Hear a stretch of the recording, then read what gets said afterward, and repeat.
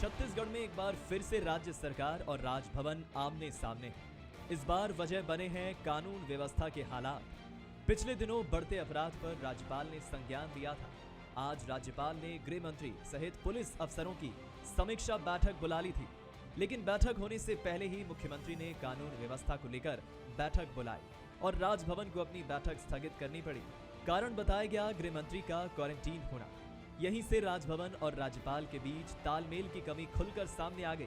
वहीं मुख्यमंत्री भूपेश बघेल की समीक्षा बैठक में क्वारंटीन गृह मंत्री ताम्रध्वज साहू भी शामिल हो गए। इस घटना के बाद विपक्ष ने सरकार पर हमला बोल दिया। विपक्ष ने सरकार पर राजभवन में जवाब देने से बचने के लिए बैठक बुलाने का आरोप लगाया। एक्चुअल में जो समीक्षा बैठक होनी थी, उस समीक्षा बैठक में शायद जवाब देना पड़ता और वस्तु स्थिति बतानी पड़ती, इसलिए मुझे लगता है बचने का प्रयास है।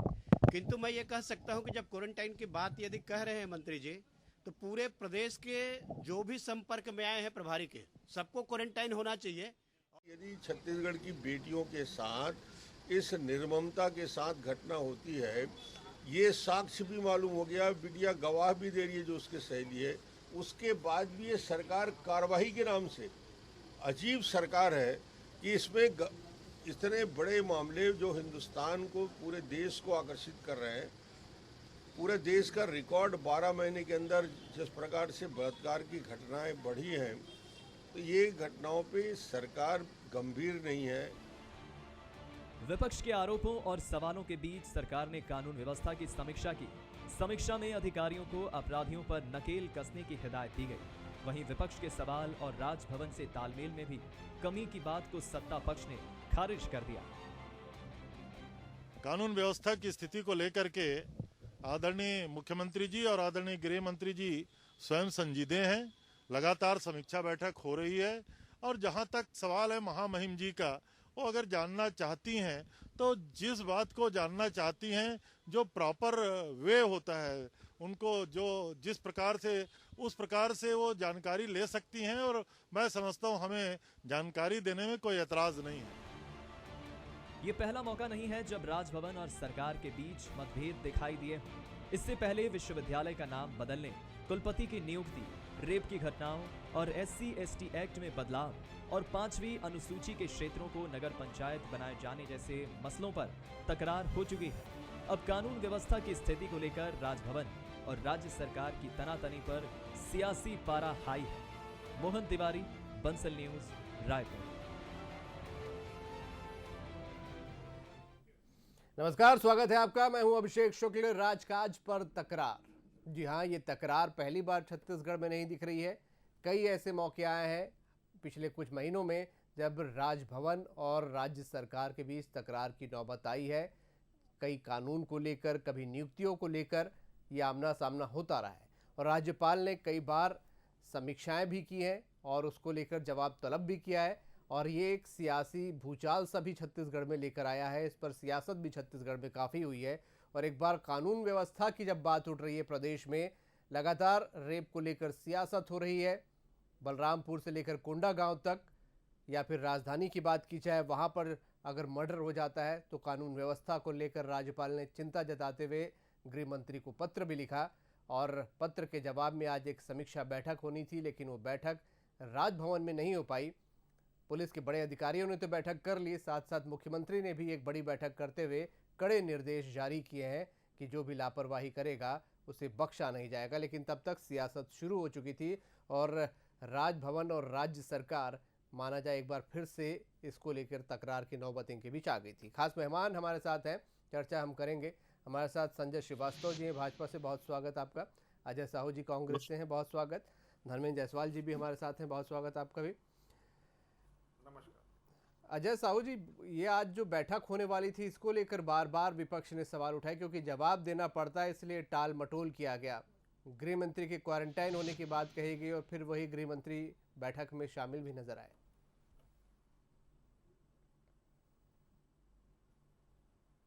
देखिए अभिषेक जी, महामहिम राज्यपाल जी ने जब जब जो भी जानकारियां मांगी हैं, सरकार ने बहुत ही संजीदगी के साथ उन सारी जिम्मेदारियों को उनके साथ साझा किया है। जो वहां की वस्तु स्थितियां रही हैं उसको भी महामहिम के साथ हम लोगों ने बांटने में कोई कोताही नहीं बरती है। उनको हर चीजों की जानकारियां जो है वो लगातार हम देते रहे हैं। विपक्ष का इस तरीके से इस पे राजनीति करना बहुत ही दुखद है। माननीय गृह मंत्री जी मुख्यमंत्री जी के बैठक में जाते हैं, वहां पर उनको ऐसा लगता है कि कोई व्यक्ति के संपर्क में वो ऐसे आए हैं, हो सकता है कि जिसके अंदर ऐसा कोई सिम्टम्स हो, इसलिए वो अपने आप को क्वारंटाइन कर लेते हैं।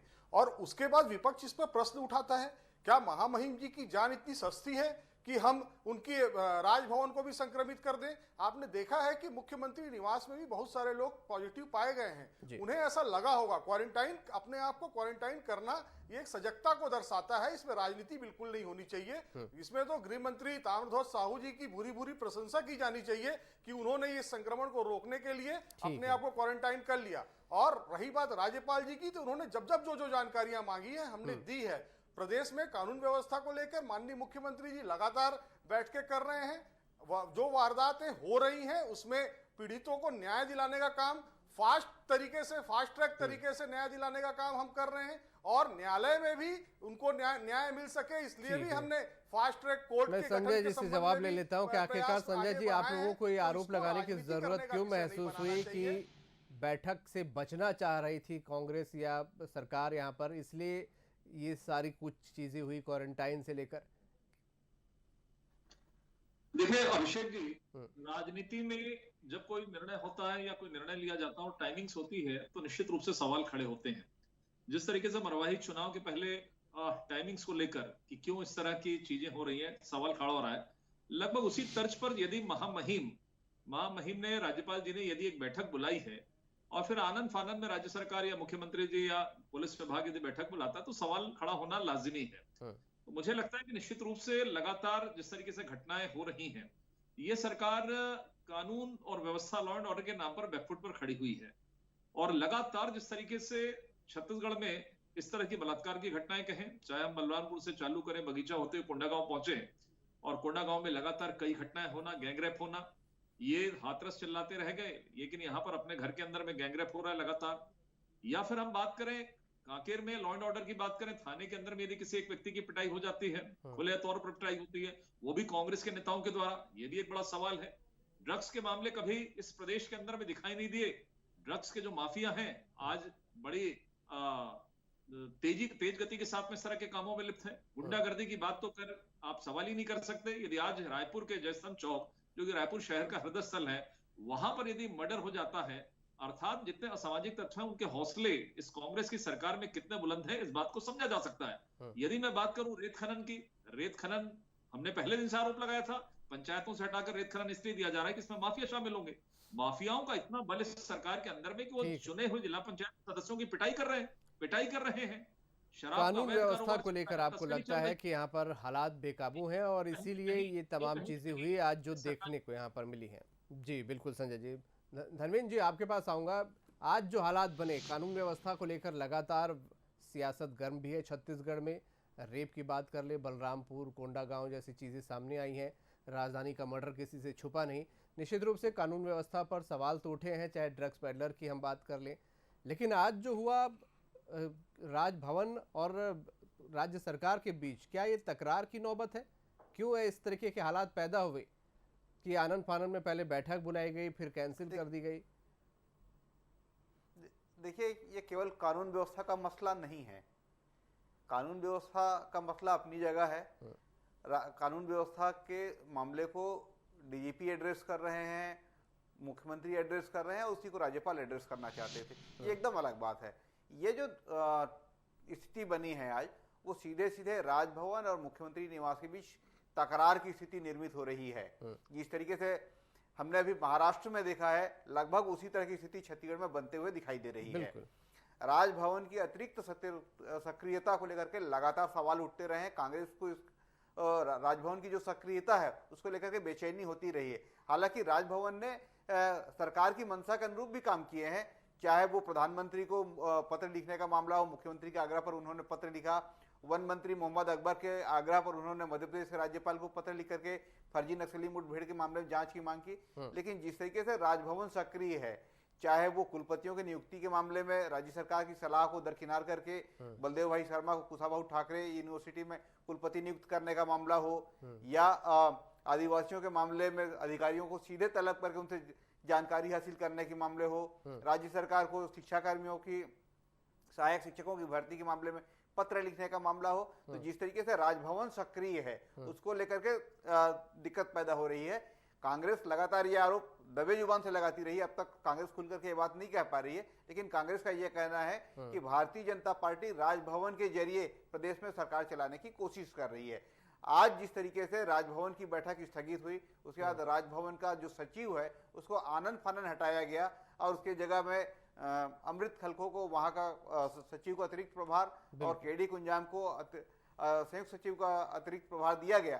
इससे समझा जा सकता है कि राजभवन के अंदर जो चल रहा था उसको नियंत्रित करने की किस तरीके से कोशिश की गई है। तो ये सरकार और राजभवन के बीच के टकराव की स्थिति को इंगित करता है। और जिस तरीके से आज की स्थिति बनी है, अधिकारियों को बदला गया है और उसके बाद ये बैठक स्थगित करने के बाद ये सब कार्रवाई हुई है, उसके बाद मुख्यमंत्री निवास में तकरार की नौबत तो आई है, ये साफ दिख भी रहा है, यहाँ पर बढ़ने वाली है ऐसा दिखाई देने लगा है। बिल्कुल। संजय श्रीवास्तव जी, क्या गैर बीजेपी शासित राज्यों में ये तकरार की नौबत आ रही है? क्या जो सक्रियता कहीं ज्यादा हो गई है वो सक्रियता राज्य सरकारों को खल रही है? देखिए अभिषेक जी, मुझे लगता है कि इन शब्दों का प्रयोग ही नहीं करना चाहिए कि सक्रियता पर सवाल। देखिए राज्यपाल जी की एक गरिमा है और एक संवैधानिक व्यवस्था है कि सरकार के ऊपर नजर रखने के लिए राज्यपाल, यदि कहीं कोई कानून व्यवस्था या किसी भी प्रकार की अव्यवस्थाएं होती हैं तो उसको नियंत्रित करने का काम या उस पर सलाह देने का काम, उसको सरकार को बताने का काम राज्यपाल का होता है। यदि सरकारें केवल राजनीति करने के लिए सरकार यदि इस प्रकार का आरोप प्रत्यारोप लगाएगी तो मुझे लगता है इससे बचने की आवश्यकता है। और धर्मेंद्र जी ने जिस तरीके से कहा, 2-3 उदाहरण दिए, मैं उसको रिपीट नहीं करना चाहता। राज्यपाल जी ने सरकार के समर्थन में भी पत्र लिखा कि नहीं ये घटनाएं जायज है, इसलिए मुझे पत्र लिखना। ऐसा नहीं है कि केवल कोरे तौर पर बीजेपी का सपोर्ट करना है। और ये आरोप लगाना तो ये इनकी सोच को प्रदर्शित करता है कि बीजेपी राजभवन के माध्यम से राजनीति करना चाहती है। यदि ये शब्द कांग्रेस के नेताओं के हैं तो मुझे लगता है इनकी सोच पर मुझे तरस आता है। देखिए विशुद्ध रूप से जो अभी जानकारी प्राप्त हुई है कि आप आज बैठक यदि राज्यपाल जी बुलाती हैं, बैठक आपने कैंसिल कर दी, आपने अपनी बैठक बुला ली, आनंद फानंद में आपने सेक्रेटरी को बदल दिया। आपके जो अधिकार का आप गलत उपयोग कर रहे हैं, दुरुपयोग कर रहे हैं, उपयोग में क्यों कहूं, दुरुपयोग कर रहे हैं। यदि देखिए आपको थोड़ा भी सम्मान है, आप उसी दिन उसी समय, मैंने कहा ना, मैंने अपनी बातों को स्टार्ट किया था टाइमिंग से। इस टाइमिंग इस बात को प्रूफ कर देती है। सरकार को मालूम ही नहीं टाइमिंग कब क्या करना है। इसकी टाइमिंग से इस बात को पकड़ा देती है कि सरकार गलत काम कर रही है, चाहे वो मरवाही चुनाव का मामला हो। अजय जी, टाइमिंग को लेकर सवाल है कि टाइमिंग गलत थी आज जो कुछ हुआ उसकी। नहीं देखिए, मैं तो ऐसा हूं, बीजेपी की तरफ से मैं इतना नहीं बोल सकता हूं कि राजनीति होती है, सरकारें रहती है, राजनीति है, राजनीतिक दल है, थोड़ी बहुत राजनीति होती है। लेकिन जहां पर आम जनता की जान का विषय है, जहां पर लगातार इस तरह की घटनाएं हो रही हैं, ठीक है संजय जी, वही आपका सवाल मैंने अजय जी पर डाल दिया है। अजय जी, टाइमिंग को लेकर संजय जी सवाल उठा रहे हैं कि टाइमिंग गड़बड़ है, इसलिए सवाल उठ रहे हैं। अभिषेक जी, जिसे राजनीति करना होता है वो टाइमिंग पर नजर बनाकर रखता है, जिसे विकास करना होता है वो टाइमिंग के खेल में नहीं पड़ता, वो विकास की दिशा में आगे बढ़ता है। मरवाही में चुनाव क्या आज पहली बार हो रहा है? क्या पहली बार मरवाही की जनता वोट देने जा रही है? भारतीय जनता पार्टी की सरकार 15 सालों तक थी। जो काम भूपेश बघेल जी की सरकार ने किया है, क्या वो काम ये लोग नहीं कर सकते थे? क्या टाइमिंग इनके पास नहीं थी? 2018 के चुनाव के पहले कर देते, लेकिन इनकी बी टीम वहां चुनाव लड़ रही थी, उनके हिसाब से सरकारें चलती थी। हम तो विकास की गंगा बहाने का काम कर रहे हैं, जहां पर विकास हो रहा है उसमें भी इनको आपत्ति है। रही बात कानून व्यवस्था पर जो प्रश्न चिन्ह खड़ा कर रहे हैं संजय जी, मैं उस पर भी इनका ध्यान आकृष्ट कराना चाहूंगा। एनसीआरबी की रिपोर्ट कहती है कि हत्या के मामले में 72%, बलात्कार के मामले में 52% और लूट के मामले में 68% जो आंकड़े हैं उसमें कमी आई है, अपराधों में कमी आई है। ये मैं नहीं कह रहा हूं, एनसीआरबी की रिपोर्ट कह रही है। संजय जी चाहें तो डिबेट के बाद जा करके उसकी साइट में देख सकते हैं। ड्रग पेडलर्स की बात करते हैं, 15 वर्षों तक जिन लोगों ने ड्रग्स पेडलर्स को पाला पोसा हो, जिनके पार्टी के नेताओं का नाम उसमें आ रहा हो, वो लोग ऐसी बात कर रहे हैं। क्या ये नेक्सस 2 महीने में, 2 साल में, 6 महीने में खड़ा हो गया? 15 वर्षों से ये खेल इस प्रदेश के अंदर जारी था। सरकार आंख मूंदे खड़ बैठी थी और सरकार का संरक्षण था क्या? मैं तो ये प्रश्न उठाता हूं, क्या इन ड्रग्स पेडलर्स को सरकार का संरक्षण था? क्या उसका कमीशन तक सरकार को जाता था? किन किन लोगों ने कमीशन अजय जी, खाया है? इसको अजय भी जी, स्पष्ट कानून करना व्यवस्था चाहिए। पर समीक्षा अरे बैठ के आपकी पार्टी सरकारें लोग करती इसमें रही हैं। संलिप्त नजर आ रहे हैं। मैं आपका अजय जी, मंडल मेरा अध्यक्ष सवाल ये था आपका जो आज जिला टाइमिंग कि लोग टाइमिंग इसमें पर सवाल संलिप्त बीजेपी नजर उठा आ रही रहे है हैं और आप कि आज विपक्ष जो पर- टाइमिंग आप हुई, विपक्ष बैठक पर बुला ली गई राजनीति अचानक करने से, का काम कर रहे हैं। राज्यपाल ने जब बैठक आपकी बुलाई, सरकार उससे क्यों इस पहले ये प्रोजेक्ट बैठक को बुला ली नहीं गई, तोड़ा? उस टाइमिंग पर जिस बीजेपी काम सवाल को उठा रही। NCB मेरा को सवाल करना उस पे था। वो एनसीबी मुंबई में बैठकर राजनीति करने का अजय काम जी, कर आवाज रही है। अगर मेरी लेकिन पहुंच रही है आप छत्तीसगढ़ तक, पुलिस है, अजय जी, उसकी बहादुरी को आप तक सलाम आवाज करना अगर चाहिए, पहुंच रही तो उसको मैं जानना सैल्यूट चाहूंगा, करना चाहिए बीजेपी कि जिस उसने इस टाइमिंग की एक्सेस बात को कर रही है, मैं उस सफलता टाइमिंग पे बात कर रहा प्राप्त था की है। कि राज्यपाल की बैठक के पहले ये बैठक बुला ली गई आज कांग्रेस की या जो गृह मंत्रालय की। ये इस टाइमिंग पर सवाल उठा रही बीजेपी की पहले ये सब कुछ नहीं हुआ क्योंकि राज्यपाल ने कर लिया, तलब किया, इसलिए ये बैठकें बुला ली गई। देखिए, महामहिम राज्यपाल जी की फोन में चर्चा किसी से नहीं हुई, पत्र गया था। उससे पहले मैंने पहले भी कहा, तारध्वज साहू जी मुख्यमंत्री निवास गए थे, उनको वहां पर कोई ऐसी परिस्थिति लगी होगी तो उन्होंने अपने आप को क्वारंटाइन कर लिया। मैं आज आपके स्टूडियो में बैठा हूं, यहां से निकलने के बाद हो सकता है मुझे ऐसा लगे कि मैं किसी ऐसे संक्रमित व्यक्ति के या ऐसे सिम्टम्स वाले व्यक्ति के संपर्क में आया हूं, मैं अपने आप को क्वारंटाइन कर सकता हूं। ये तो विशेषाधिकार है, इसके लिए तो तारध्वज साहू जी की प्रशंसा की जानी चाहिए। वो विपक्ष से नहीं हो रहा है। अगर वो राज्यपाल के यहाँ चले जाते और कोई ऐसी परिस्थितियां निर्मित हो जाती, क्या गैर बीजेपी शासित राज्यों में ये राज्यपालों की सक्रियता बढ़ रही है, ये भी चिंता पैदा कर रही है सरकारों में, ऐसा भी है? और छत्तीसगढ़ क्योंकि ये महाराष्ट्र में भी चर्चा का विषय बना है। राजनीति रोटी सेकने का काम आप कर रहे हैं। अजय जी, गैर बीजेपी शासित राज्यों में क्या राज्यपाल की सक्रियता चिंता पैदा कर रही है राज्य सरकारों में? महाराष्ट्र में भी ये चर्चा का विषय बना हुआ है, उसके बाद अब छत्तीसगढ़ में भी। देखिए, जो चीजें इस परिदृश्य में देखने को मिल रही है वो तो इसी ओर इशारा करती हैं। जिस टाइमिंग के बारे में संजय जी कह रहे थे, महाराष्ट्र के राज्यपाल का बयान आता है, वहां पर वो टकराहट की स्थिति निर्मित करते हैं। छत्तीसगढ़ में वो स्थिति आती है, लेकिन हम उसको संभालने का काम करते हैं। हम मिलकर छत्तीसगढ़ के विकास की दिशा में आगे बढ़ने की दिशा में काम करते हैं। इससे पहले भी महामहिम जी ने हेलीकॉप्टर मांगा था सुपेबेड़ा जाने के लिए, हमने तो उपलब्ध कराया ना, हमने उपलब्ध कराया। वो गई वहां पर देख कर आई, लेकिन उसके बाद केंद्र सरकार से बात करके वहां पर उच्च स्तरीय स्वास्थ्य सेवाएं उपलब्ध कराने की आवश्यकता तो राज्यपाल के यहाँ भी वैसी सक्रिय महाराष्ट्र जैसा अजय जी, अगर सुपेबेड़ा में स्वास्थ्य व्यवस्था पहुंच जाएगी, वहां के लोगों की जान बच जाएगी, तो उसमें दिक्कत किसे है? हम तो ये कह रहे हैं कि छत्तीसगढ़ के अंदर में जो जनादेश मिला है सरकार को, उसे अजय जी, क्या महाराष्ट्र जैसी टकराहट छत्तीसगढ़ में भी आप मानते हैं? से सरकार को परेशान करके राजनीति करने का काम कर रहा है। साथ में मैं ये भी कहना चाहूंगा, संवैधानिक पदों में जो लोग बैठे हैं उनकी अपनी सीमाएं हैं, अपनी मर्यादाएं हैं, अपनी मर्यादा किसी को नहीं लांघनी चाहिए। अजय जी, महाराष्ट्र जैसी स्थिति आप छत्तीसगढ़ में भी देख रहे हैं टकराहट की?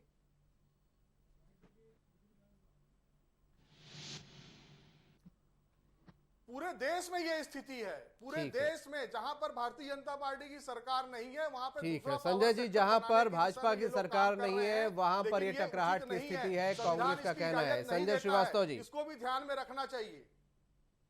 देखिए, ये तो वो लोग कहते हैं जो कमजोर होते हैं, जो सरकार की कमजोरी है। यदि राज्यपाल ने किसी विषय पर आपको इंगित कराया, यदि चिंता जाहिर की और आप उसको राजनीति में कन्वर्ट करेंगे तो आपको लगेगा राजनीति।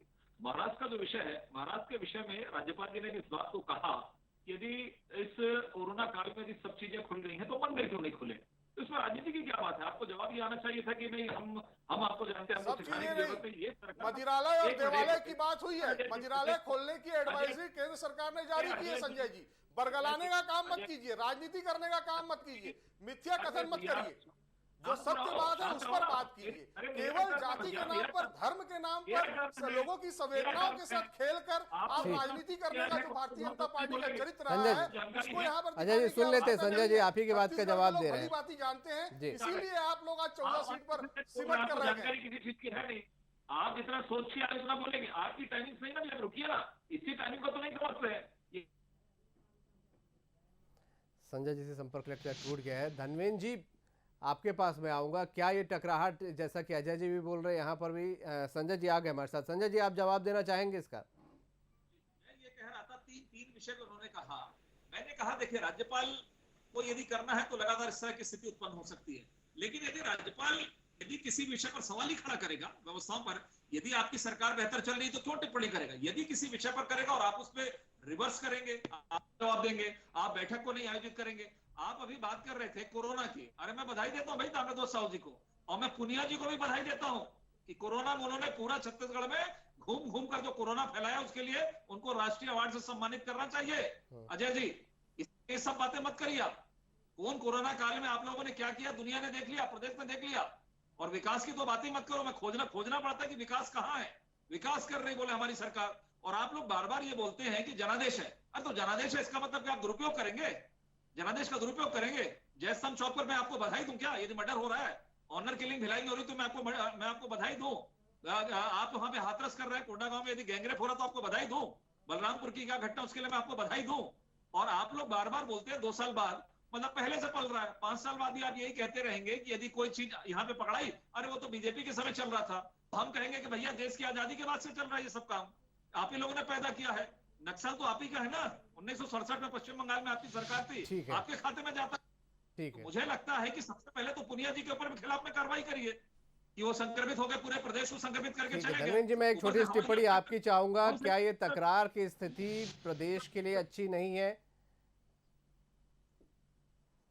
बार बार जो हालात बन रहे हैं धर्मेंद्र जी,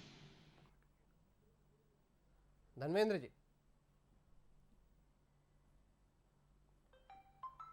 लगता है आवाज़ हमारी नहीं पहुंच पा रही है। अजय साहू जी, मैं आपसे ही जवाब यहां पर ले लेता हूं कि क्या जो ये हालात बने इन्हें टाला जा सकता है? समन्वय बेहद ज़रूरी है, इस तरह की तकरार से किसी का भला नहीं होना। अजय साहू जी, हम तो सुझावों का स्वागत करते हैं और छत्तीसगढ़ के विकास में विपक्ष को भी चाहते हैं कि वो साथ आए। इन्होंने 15 साल कभी विपक्ष को भरोसे में नहीं लिया। हम तो कह रहे हैं आप राजनीति करने के बजाय हमारे साथ आए और छत्तीसगढ़ के विकास की दिशा में आगे बढ़े, लेकिन वो काम इनसे होता नहीं है। इनको केवल सरकार के अच्छे कामों का विरोध करना है, और जितने भी अपराध की घटना इन्होंने गिनाई है, क्या उसमें एक भी पीड़ित फरार है क्या? सारे पीड़ितों को सारे जो ठीक है जी, मैं धर्मेंद्र जी से भी एक छोटी टिप्पणी लेता हूँ। धर्मेंद्र जी, ये तकरार कहाँ ले जाएगी? बार बार ऐसी तकरार की स्थिति पिछले कुछ महीनों में बनी है। धर्मेंद्र जी, बहुत संक्षेप में देखिए, सारे संवैधानिक पदों पर बैठे हुए लोगों को अपनी सीमाओं का ध्यान रखना चाहिए। राज्य सरकार यदि अपना काम कर रही है और वहां किसी तरह के दखल की जरूरत ना हो, तब तक राजभवन को दखल देने से बचना चाहिए। ये मान्य परंपरा रही है। यदि राज्य सरकार कहीं विफल होती है, कहीं लगता है कि कोई स्थिति, संवैधानिक स्थिति गड़बड़ हो रही है, ऐसे में राजभवन को दखल देना चाहिए, इसका स्वागत भी किया जाना चाहिए। लेकिन यदि कानून व्यवस्था की स्थिति को लेकर के राज्य सरकार बैठक कर रही है, डीजीपी बैठक कर रही है, तो राज्यपाल को इस तरह की बैठक बुलाने से बचना चाहिए। और इसके अलावा एक दूसरी बड़ी बात यह है कि जिस तरीके से राजभवन और सरकार के बीच में कोऑर्डिनेशन की कमी दिखाई दी इस पूरे मामले में, वो कहीं ज्यादा जिम्मेदारी इस पूरे मामले के लिए, जो टकरार की स्थिति दिखाई दे रही है, जो गफलत की स्थिति बनी, उसके लिए कोऑर्डिनेशन की कमी एक बड़ी वजह है। और इस तरह के जो कोऑर्डिनेशन की कमी की जो स्थिति है, उसको टालना चाहिए और बेहतर समन्वय हो राजभवन, समन्वय होना चाहिए। ये बहुत जरूरी है, राज्य सरकारों के लिए भी, राजभवन के लिए भी और आम जनता के लिए भी। राजभवन भी उसको मॉनिटरिंग कर पाएगी। जी, ये बहुत इंपॉर्टेंट चीज यहाँ पर आपने कही। बहरहाल बहुत शुक्रिया, आज समय मेरे पास इतना ही है इस चर्चा के लिए। चर्चा बड़ी अहम थी। राजकाज में जब तकरार की स्थिति बने तो सवाल उठना लाजमी है। लोग जिन लोगों पर एक निर्देश जारी करने के लिए बड़ा भरोसा करते हैं, अगर वो संस्थाएं ही आपस में टकराहट की स्थिति में पहुंच जाती हैं तो लोगों का भी चिंतित होना लाजमी है। इसलिए ज़रूरी समन्वय की है, और इस समन्वय के साथ आगे बढ़ेंगे तो प्रदेश की जनता का भी भला होगा। आज का मुद्दा में इतने। नमस्कार।